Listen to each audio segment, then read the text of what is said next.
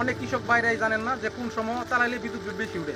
আপনারা দেখতে পাচ্ছেন এই যে একটা সেচের মিটার, হ্যাঁ এটা একটা সেচের মিটার। আপনারা সেচের মিটার কখন চালাইলে আপনাদের বিদ্যুৎ বিল কম আসবে। আমরা অনেকেই জানি না যে সেচের মিটারে যখন আমরা পানি তুলি, পানিটা তুললে কখন পানি তুললে বিদ্যুৎ বিল কম আসবে।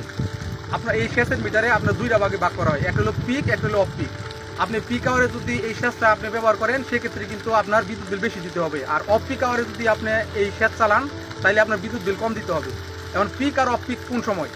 আপনি রাত 11টা থেকে পর দিন বিকাল 5টা পর্যন্ত যদি আপনি এই প্রজেক্টটা চালান, এই সেচের পানিতে যদি পানি তুলেন সেক্ষেত্রে কিন্তু আপনার বিদ্যুৎ বিল আসবে কম, মানে বিদ্যুৎ বিলের রেটটা কম।